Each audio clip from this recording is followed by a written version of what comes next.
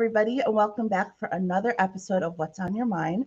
My name is Nimari Belu, or That African Butterfly, as I'm known on social media. And this is our weekly series where we talk about different things related to mental health. It's especially special this month because it's May, which is Mental Health Awareness Month. I'm so excited to have my guest with me today. We have Reverend Iesha Congo Watson. She is an author, minister, motivational speaker, and Miss Delaware North America. Thank you so much for joining me, Iesha. Thank you for having me. As I mentioned, you do so much. One of the things that you do is you're truly an advocate for resiliency and empowerment. You're an author of the book A Walk Through the Valley, which is Yes. about your journey through grief and healing. And so that's really the topic we're going to focus on today because it's an unfortunate part of life dealing with grief and going through that stage of life. And I thank you so much for putting that vulnerability out there and talking about something that's so hard for most people to talk about. So before we dive in a little bit more, is there anything more about you that you'd like to share with everybody? I think we've covered the titles in the bio. I'm sure we'll talk about more. Sometimes I forget.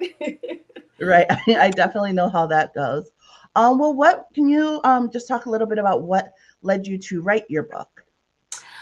So what actually led me to write the book is it was actually during COVID. I do ministry, so I'm active in ministry, and I actually preach. So, during the time that I was actually going through my grief when I lost my first child, because I've actually lost two children, I did my initial sermon, and I would always document my sermons. I would always document how I felt. And there was a lady that invited me to do a broadcast similar to this, and she asked me, like, what were four strategies that helped you? So as I thought about that and I expounded on that, I said, I need to write this down along with everything else that I've been journaling about and share this. So I actually wrote it in September of 2020, but I just published it May of last year, May of 2023.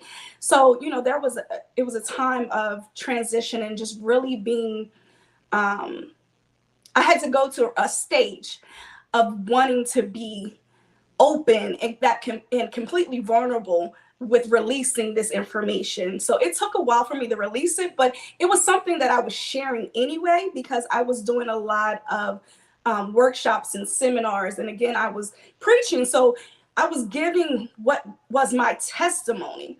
But, what God was telling me is that I need to, share this with the people. There's people that need to hear this because they need to be able to see what you went through and understand it to the fullest because they're going through a journey where they need healing, not just information about grief, but information about healing. So it just came to a time where I just had to trust, that it was the right timing, and I released the book. Again, it's coming up on a year actually. Yeah, well, I'm sure it's benefiting so many people, and I'm incredibly sorry for your loss. I can't even begin to imagine what it took to get through that, and we'll talk about it more later. But I really am I'm sorry for your loss. Thank you. You're welcome. When we talk about grief, how do you define grief, and what do you think are some common misconceptions people have about the grieving process?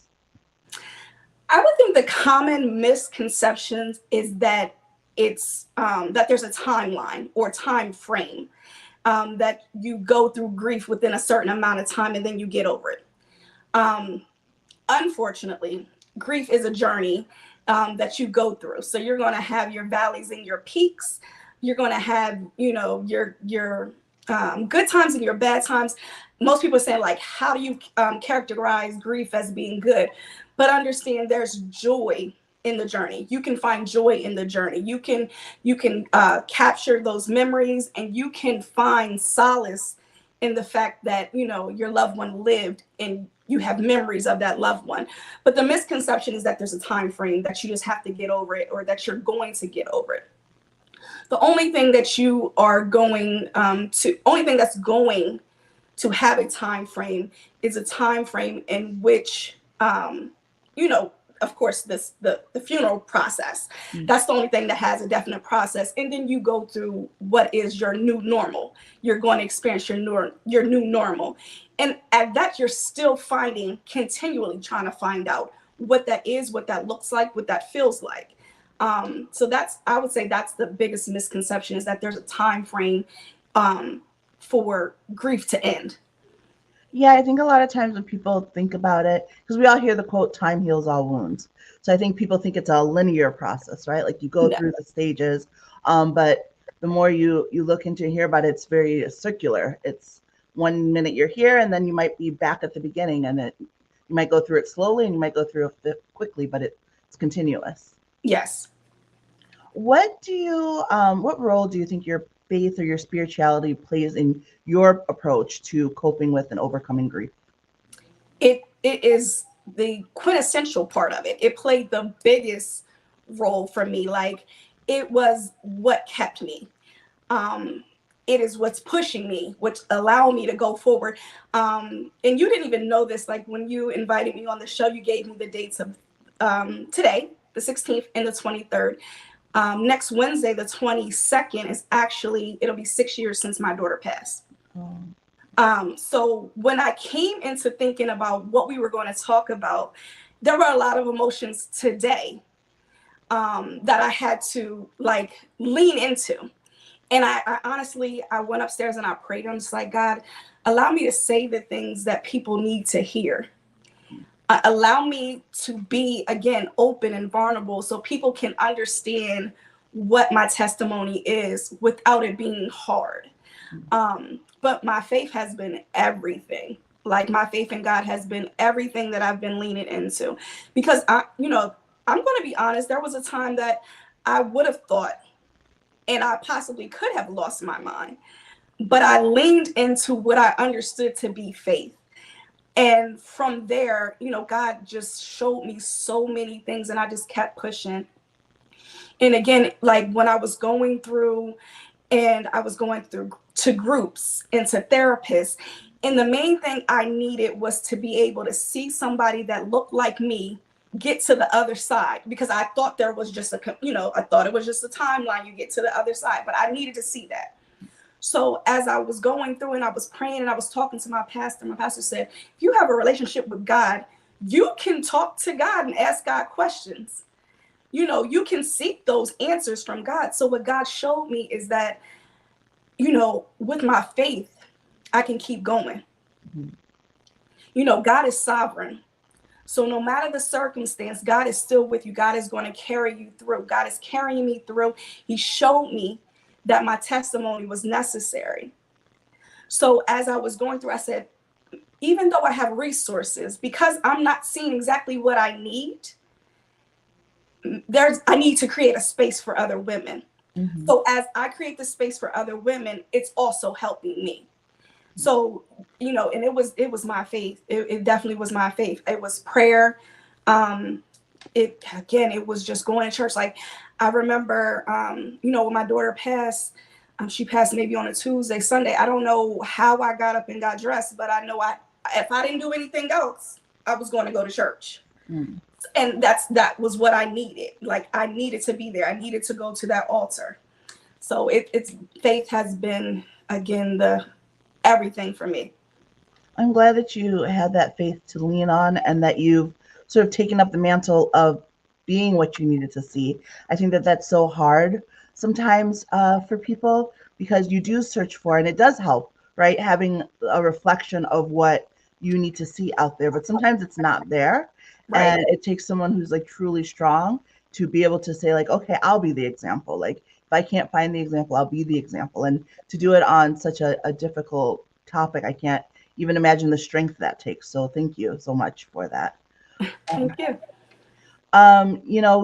you mentioned that your faith played a huge role in helping with your grieving process and your grieving journey.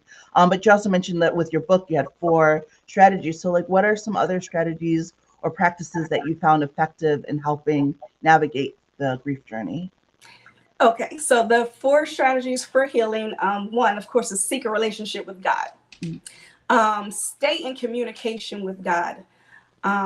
prayer, meditation, reading, stay in communication with God. Um, the second one, because I listed four in the book. The second one is stay aware of your emotions. It's okay not to be okay. And I think you even posted something similar to that in your story. It's Mhm. okay not to be okay. Like today might have been one of those days that it was a little touchy, but it's okay as long as you're aware so you don't get to that point where you're burnt out and you're breaking down and you're falling apart. That's not to say that you can't sit down and release it all. It's probably good sometimes to release it all, but it's you don't want to get to the point where your emotions are overtaking you and overriding your sensibility. So stay aware of your emotions. That's number two. And number three is seek support. Because even though we can talk to God, we can pray to God, there was times when I didn't know what to pray about because my head was so clouded. Mhm. So God made doctors.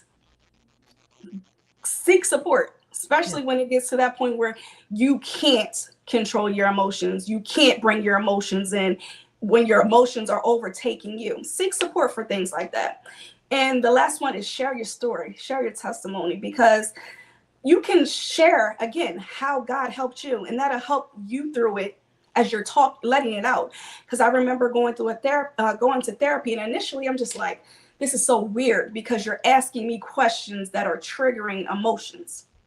But the fact that I was able to talk through my emotions helped me in the long run because I wasn't keeping it all in my head. I wasn't keeping it all in, because if you keep it all in, it's going to be like, something in a container that's, shaken up. It's going to explode, or you putting Mhm. a lid on a pot. It's going to pop up Yeah. if it bubbles over, if it boils over. So you got to, it's good to share. It's good to share. Absolutely. And something that you mentioned also was when you found out your daughter passed, that you still got dressed and you still went to church, which is, I have to tell you, amazing to me because I'm one of those people when I'm going through it, like I pull back, like I just want to be in my little shell. I've actually had a day today, and normally, and you follow me on Instagram, normally there's like a million little tabs at the top because I'm talking all day long to Yeah. people, and like today there's like nothing because I was having a day and I just couldn't connect. So I think it's amazing that you were able to go past your grief and continue on with what you needed to do that day. And so, like, my question is, like, what are some ways that people can balance that need to grieve with their responsibilities and demands of their daily life? Um, Again, just stay aware of your emotions. So if you need to take a day, take a day. If you need to take, I honestly take it second by second. I Mm. don't, and if it comes to a point where I feel like it's going to be too much, then I don't, then I don't do it. Yeah. Um, so what I can say is, again, give yourself grace. So don't feel like because there's an expectation that you have to do it if you're not capable of it. Give yourself grace. Extend yourself grace. That's what I say. And like I said, it's okay not to be okay. So if it ever comes a time, especially with grieving, and you're not feeling your best and you need to take that time, take that time. I know for me, I plan ahead for, things like, it's coming up on the day that my daughter's going to pass. So I'm going to give myself a day to grieve freely.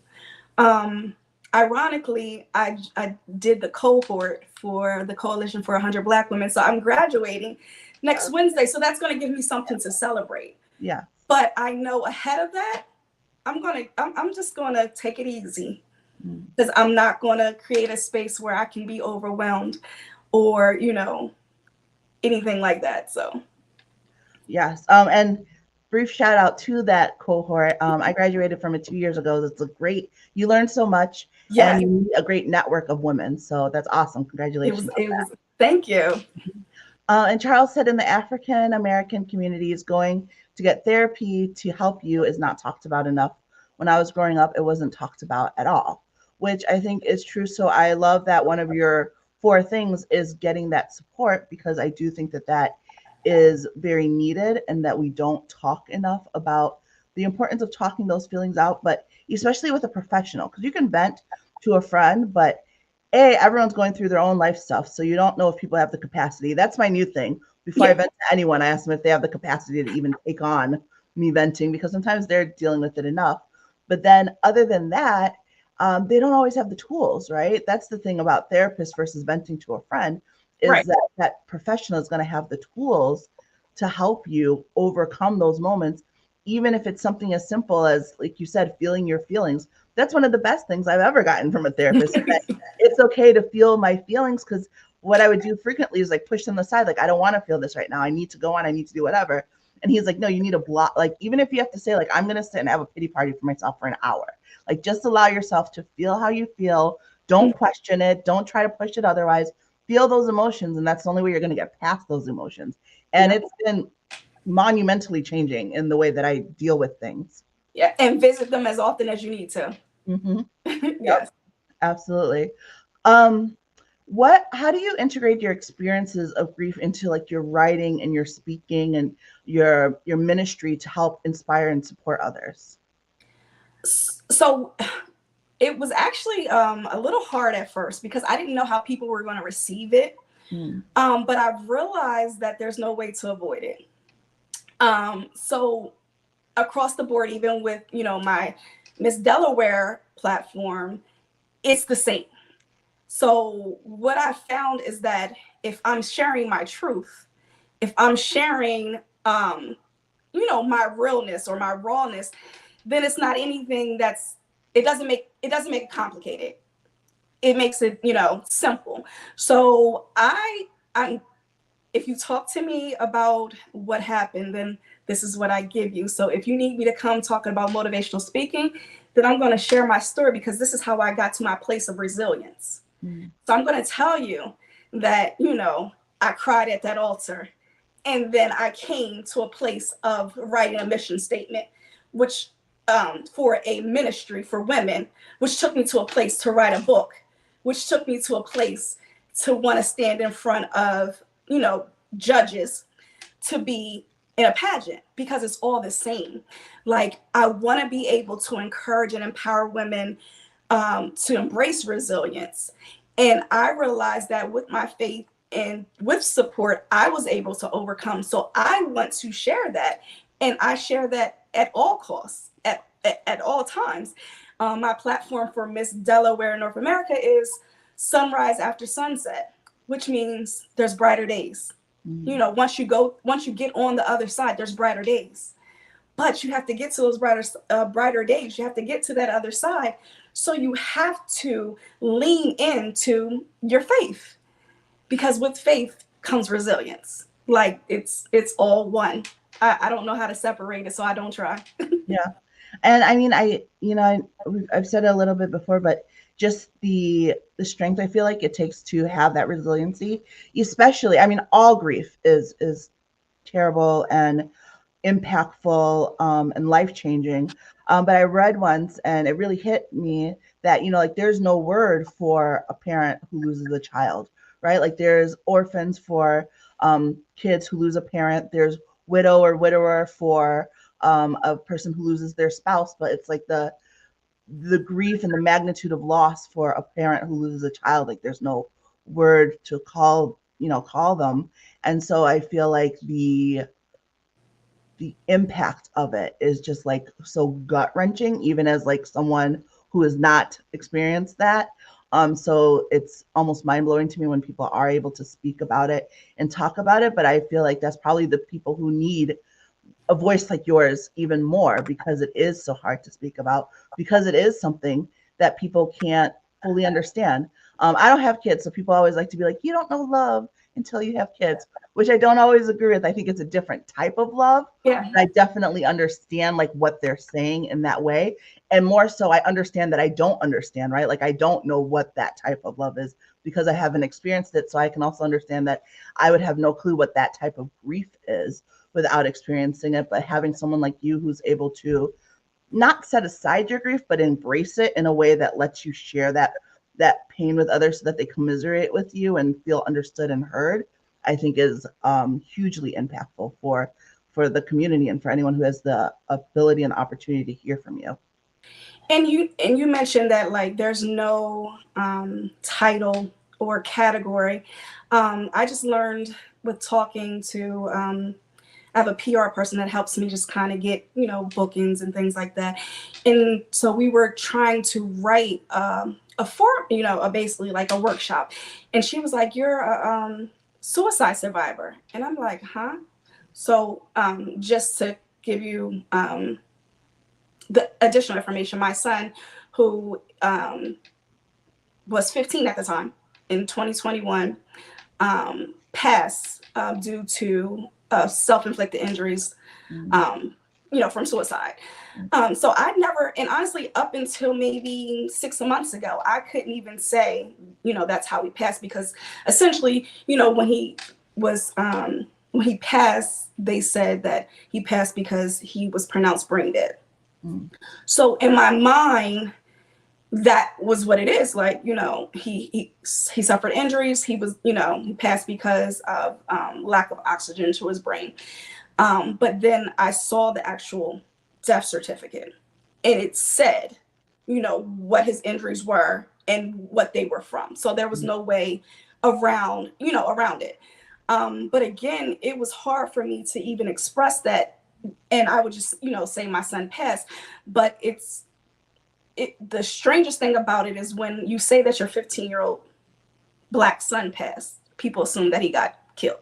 Mm-hmm. So I needed to share that story from a place of, again, what he experienced as a result of grief and going through his own, life things, coming of age, being a teenager, trying to figure out life while grieving.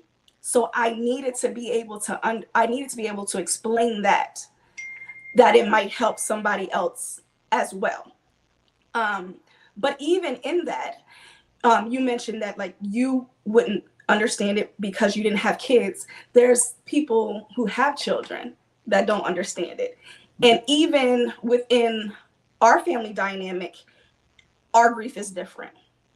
Even with the fact that me and my husband shared the same relationship with these two children, what we understand to be our grief is completely different. What we experience as our emotions, having a 1-year-old daughter pass in 2018 and then a 15-year-old son pass in 2021, was a completely different dynamic. And daily, it's a different dynamic because of the difference in ages, the time that we spent with them. And not to say that we loved any child more or less than the other, but it's not even, grief is something that is not even it's an individual thing. It's not anything that you can compare for another person, or like I said, even within the same family, you can't even compare what you will experience. But it's something that you have to lean into.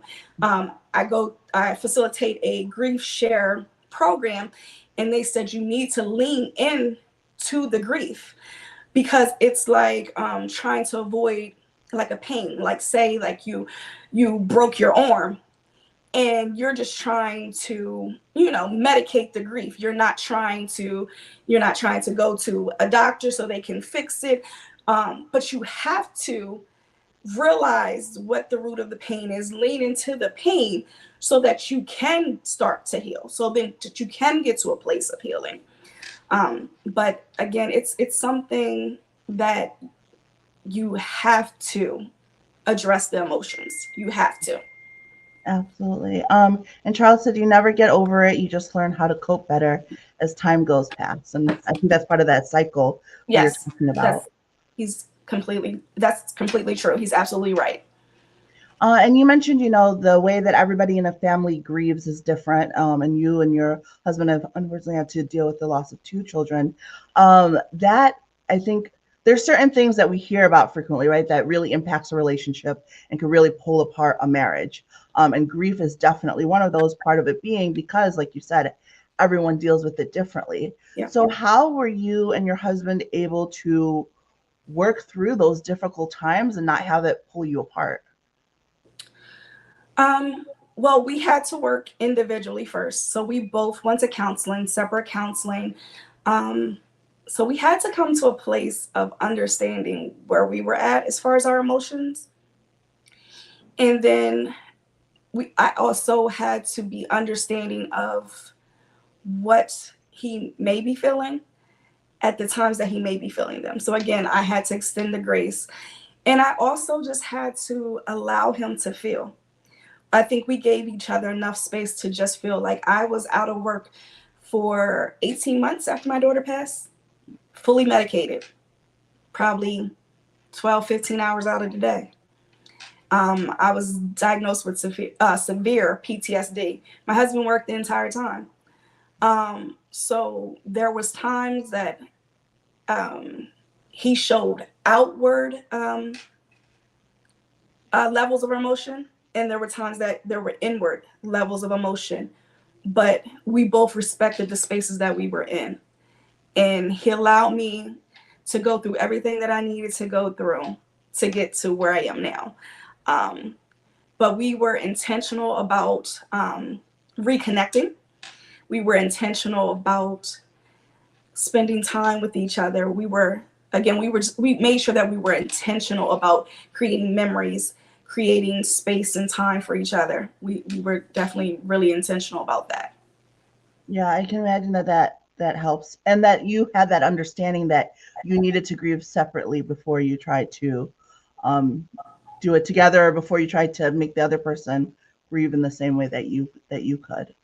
Um, how can family and friends best support someone who's going through grief? I think that sometimes it's hard because you want to be there for them, but then you're like, well, I don't want to trigger bad memories. But then you also hear that sometimes it's good, like people want to talk about the happy memories and happy times. And so, how, as a family or friend, do you support someone going through grief? I would say let them show you. Um, Sometimes there are people that aren't the closest to us that are more equipped to help us.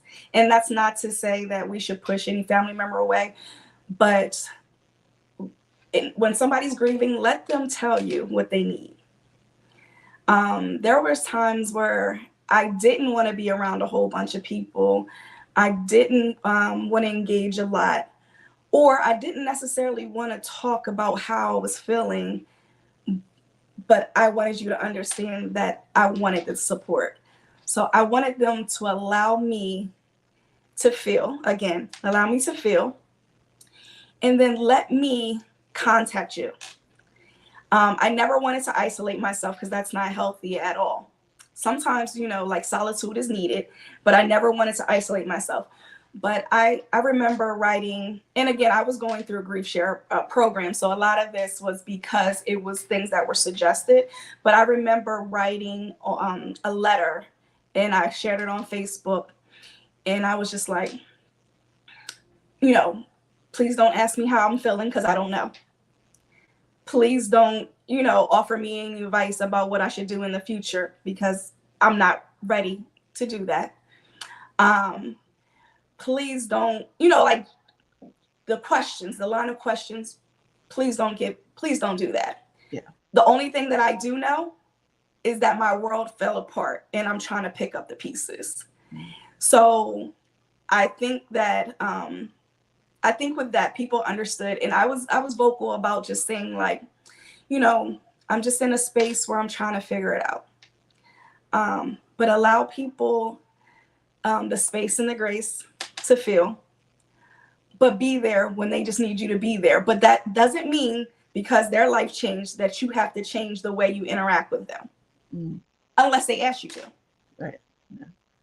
No, Because that makes. sometimes I just need you to be the same as you were before because I want some resemblance of what used to be or what was normal. Mm. So that's my advice. No, that makes a lot of sense. And something I love that you mentioned when you're talking about your 4 million ways besides faith is to get support, and I think that that's important. I do know a lot of people, because grief is something that people deal with frequently. Not frequently, but like it's a part of life that most people deal with. It's very easy for them to say, like, I'll just write it out. I'll pray. I'll do all of the things, and I'll be okay. But it does impact your mental health, and sometimes it can progress into something more. Like, depression or anxiety, like what are some signs that it may be turning into something of a more serious issue where that support isn't a suggestion, it's a you need to get that support? Um, what I would say is that when it's to a point where you can't do the basics, that's definite sign that it's more and you have to get support. When your emotions are again overtaking you, when you can't function, when you find yourself having, I would say, dark thoughts, when you're in a space where you would, because there's one thing to say like, if I were to pass, but it's another thing to be in a space where you're contemplating passing or you're planning about, leaving this earth. So definitely when you can't do or you can't function to the capacity that you have been previously. And that may not be the capacity in which you were functioning prior to your loss, but functioning on a day-to-day basis. Because honestly, like I said, there were times that that I had to remind myself or tell myself to brush my teeth. Now, Sunday, I knew I was getting up to go to church, but during the week, it was just kind of like, why do I have to do this? When am I going to do this? Like sometimes I was taking showers just to put new pajamas on because I wasn't going to face the world. But when you get to a place where you can't function to do what is a given or what you've been doing, then it's not even an option. It's necessary to seek other outside resources. That makes a lot of sense. And speaking of resources, you mentioned it sounded like it was very beneficial for you being a part of a grief support group. Mhm. What are some ways or some other, like the role of the community or support groups in helping with that grief process, or some things that you might suggest or recommend to people? So I recommend I facilitate a program. It's through Grief Share. So that is a 13-week series of videos to watch, and it just explains like the journey through grief. So I actually facilitate that. That's one resource. Of course, a psychologist or a psychiatrist or a licensed clinical social worker, because they can aid you with getting medication if necessary. Well, the psychiatrist can, and they can walk you through if you need help with while you're on medication for med management and just talk therapy. I actually am a board certified Christian counselor. So that's a step. Those are resources. Is a Christian counselor. There is. I also recently, like I said, I ended a class I did. It's called a self-care certification. So I'm a self-care advocate. And when people think of self-care, they think about like, oh, just kind of taking care of kind of pampering yourself. But it's so much more. So what I do, or what I will do in the process of being a self-care advocate, along with, ministering and counseling, is I would create a plan for someone who may find themselves struggling mentally. Because a lot of times we don't realize that we may be struggling mentally because we are because there may be something that's affecting our physical, and there may be something that's affecting us emotionally because there's something that's affecting us spiritually and mentally. So all of those play a part. So what we do is we create a plan, and if it gets to a point where that plan is essentially not enough, then of course we will provide you resources again for support for counseling and stuff like that. So it's all intertwined. But those are great. And again, our community, we don't like therapists or like seeing that we go to therapists, but God made therapists. Yeah. Yeah. And it would be, you're not crazy because you go to a therapist. You would be crazy not to go to a therapist, because if nothing else, they help you sort through your thoughts. Mm-hmm. And that's it. Yes, I'm very pro therapist because, like I said, they have the tools that's needed besides just praying, which is super important and super helpful. I'm actually a huge advocate of trying to get more pastors and ministers mental health first aid certified, because at Yes. least then they would know like the basics of Mhm. helping people, because it is hard in our community for people to go to a therapist, but sometimes I feel like there's certain pillars in the community that if they Mhm. could at least navigate through those basics, I think would be hugely helpful. So I love Yeah. that you have so many avenues to help people depending on what's more comfortable for them, and that you're able to speak to different ways to start that healing journey. Yes. Well, I can't thank you enough for joining me today and for Thank you for being having me. transparent. What message of like hope or encouragement would you like to share with those who might be currently experiencing grief and the impact it's having on their mental health? Again, I would say there's sunrise after sunset. There's always brighter days. Hold on. God will carry you through. Lean into God, lean into it, but lean on God. So that's what I would have to say. Another thing that I would have to say is take care of you, because you're the only you that you have. So those would be the most important things that I would like to, share with people. Is to lean into God and to take care of yourself. Absolutely. And as you said, thank you for sharing your journey, which I appreciate as well. And how can people find you if they want to connect with you? I know you also have your book available, so how can they connect with you if they need to? So the easiest way to connect with me is to go to my website. It is www.ieshacongowatson.com. So my name, .com, and you can actually find out everything about me, what I do. You can get a link to purchase the books, all my contact information. So that's the easiest. But I am on all platforms. I'm on Facebook, Iesha Congo Watson, on Facebook. I have a Beauty for Ashes ministry page on Facebook. I have the Jaden Earl Foundation, which was founded after my son.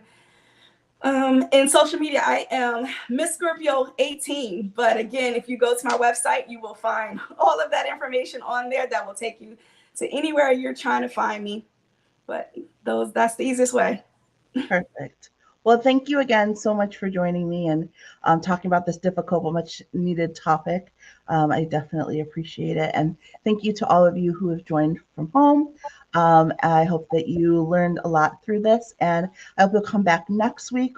We have therapist Gary with us, and we're going to be talking about mental health, specifically for Black men mental health. So that should be a very interesting conversation. So I hope you'll join us again next week at 6 p.m. on Thursday. Thank you. Bye bye.